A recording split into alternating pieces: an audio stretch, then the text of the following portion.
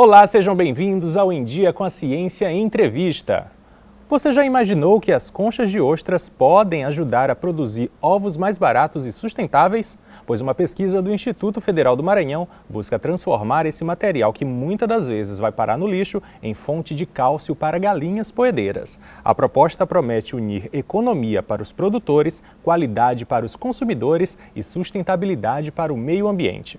Hoje, no Em Dia com a Ciência Entrevista, vamos conversar com a professora do IFMA, Eriane de Paula, para entender como essa ideia funciona na prática e o que ela pode representar para a avicultura no Maranhão e no Brasil. Seja muito bem-vinda, professora. Muito obrigada, John. É um prazer estar aqui com você. Bom, professora, para começar essa nossa conversa, eu gostaria de saber de onde surgiu a ideia de utilizar as conchas de ostras na alimentação de galinhas poedeiras. Bem, John, as galinhas poedeiras, elas necessitam de uma fonte extra de cálcio, porque a casca do ovo é basicamente cálcio. E a fonte que normalmente se utiliza são rochas calcárias. E para extrair essas rochas, né, a gente tem que fazer escavações no meio ambiente e que acabam por produzir, né, resíduos e um impacto ambiental também. E nós não temos essas rochas calcárias aqui no estado. Então esse material vem de fora do estado, com custo de frete elevado, e é uma dificuldade encontrar esse material aqui na ilha como um todo para trabalhar, que é o calcário calcítico ou carbonato de cálcio. Nesse sentido, a gente pensou o que se poderia substituir essas fontes por algo que seja, né, mais acessível aos produtores, porque a nossa proposta é atender pequenos produtores, certo? Aqui do estado do Maranhão também, né? Como o Maranhão tem uma costa muito grande, tem uma diversidade muito grande, né, de produtos calcários, porque a gente utiliza não só a ostra, também tem o sururu, tem o caranguejo, né? Então a gente pensou que como são ricos em cálcio, por que não utilizá-los? Então foi daí que surgiu a ideia de utilizá-los como uma fonte de cálcio para as galinhas poedeiras. Certo, professora. E como é que é feito esse processamento das conchas das ostras até se tornarem esses farelos, né, que vai servir de alimentação para as galinhas? É recolhido, né, as conchas das ostras depois que isso é utilizado.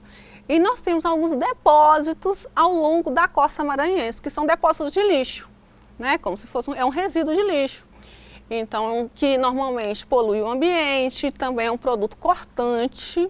Então, você normalmente recolhe esse material e passa em um triturador, certo? Para o pequeno produtor, ele pode estar utilizando um pilão, que ele vai colocar as conchas e pilar. Né, porque muitos não têm esse equipamento para moer. Mas também a gente encontra já em casos de produtos agropecuários esse farelo de ostra para que está sendo, né, comercializado. Professora, e quais os resultados vocês já observaram fazendo todo esse trabalho? A gente observou, né, que não existe diferenças significativas quando nós fornecemos a fontes, né, de cálcio tradicionais, né, essas que causam impacto ambiental, degradam o meio ambiente, né, quando se utiliza o farelo de ostra. Como que nós chegamos a isso? Nós pegamos, né, a fonte natural e fornecemos na ração da ave. Depois a gente fomos fornecer níveis graduais do farelo, né, com 50% de farelo, 75% de farelo de ostra e 100% de farelo de ostra, para ver se teria, né, uma diferença entre esses níveis e até que ponto que a gente pode substituir sem causar prejuízo na produção dos ovos e também, né, na qualidade da casca. Então a gente precisou fazer todo esse trabalho com a ração, porque nosso trabalho é produzir uma alimentação que forneça toda a dieta da ave. E lembrando, né, como nós fazemos ração, produtos para o pequeno produtor, né, esse trabalho, se algum outro, né, zootecnista ou médico veterinário for olhar, ele vai ver, né, que a ração é composta basicamente de farelo de milho, farelo de soja, o núcleo. O que é esse núcleo? É onde nós temos os minerais, as vitaminas, né, as outras coisas que as aves necessitam para o seu perfeito crescimento e desenvolvimento. E também a fonte de cálcio, que é o carbonato de cálcio para testar e o farelo de ostra para comprovarmos, né, a sua eficácia. Por isso nós estamos utilizando uma ração que o produtor normalmente utiliza em sua propriedade e não uma ração acadêmica, uma ração científica. Perfeito. Professora, e os produtores já estão em busca desse trabalho de vocês? Sim, os produtores estão assim ansiosos, porque, como eu te disse, a maior dificuldade é encontrar o produto na ilha, além do custo elevado, por ser pedra, né? Produto, é pó, então tem um peso muito elevado de transporte. Então, para chegar até aqui, o custo é elevado, aumenta o custo do ovo. E o produtor de ovos, ele ganha em centavos. Então, tudo que ele puder economizar, para ele é vantagem, né? E, ao nosso ver, e muitos não dão essa fonte extra de cálcio.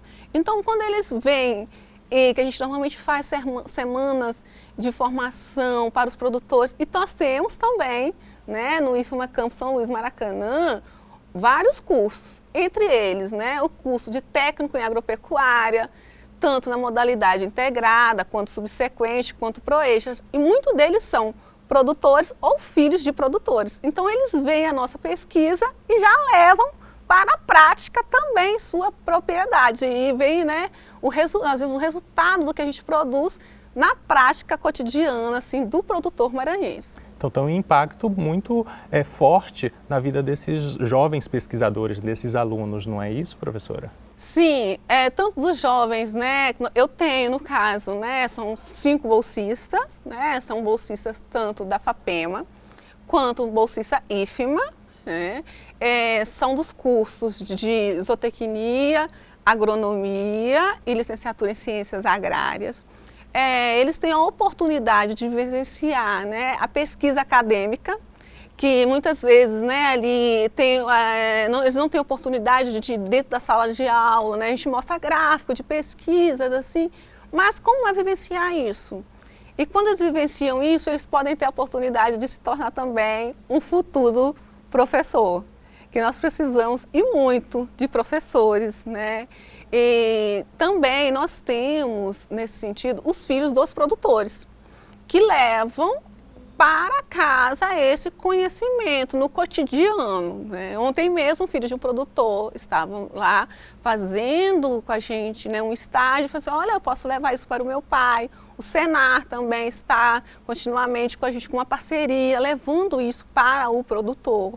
E isso faz com que a economia maranhense deslanche e também, né, gere mais renda para o produtor. Professora, a senhora falou agora há pouco sobre os bolsistas da FAPEMA, né? Sim. Como é que o incentivo da FAPEMA, por exemplo, ajuda, né, a dar impulso em projetos como esse? Bem, os nossos alunos, né, são na sua maioria, grande maioria, né, oriundos das classes, né, C e D, né, são pessoas de mais baixa renda. E os cursos, eles são, o de licenciatura em ciências agrárias, ele é unicamente no período matutino, mas o de agronomia e de zootecnia, ele é em período integral. Então dificulta para o aluno trabalhar durante o dia, porque ele tem aula pela manhã e tem aula pela tarde. Então a Bolsa FAPEMA, né, ela oportuniza que esses alunos possam se dedicar exclusivamente aos estudos, né, e também ganhar conhecimento na realização de pesquisa científica, tanto em campo quanto também no laboratório. Professor, e para finalizar, quais são os próximos passos da pesquisa, né, para que na prática chegue de fato às granjas? Nós iremos realizar dias de campo, né? Nos dias de campo a gente ensina técnicas tanto para os alunos quanto para a comunidade. Então essa é uma forma de divulgação do trabalho. Também a gente divulga em resumos de congressos, de anais, né? E nós temos também a Semana, né, Nacional de Ciência e Tecnologia, onde também são apresentados esses trabalhos, né?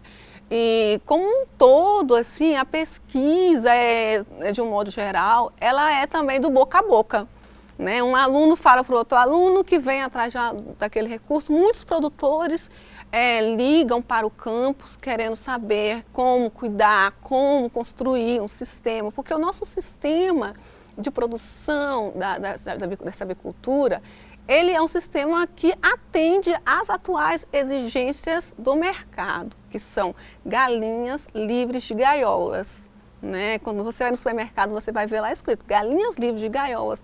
Porque quando essa galinha livre de gaiola, ela tem a capacidade, a oportunidade de exercer os seus comportamentos normais, que é de ciscar, que é de se esticar, que numa gaiola não tem como ela realizar.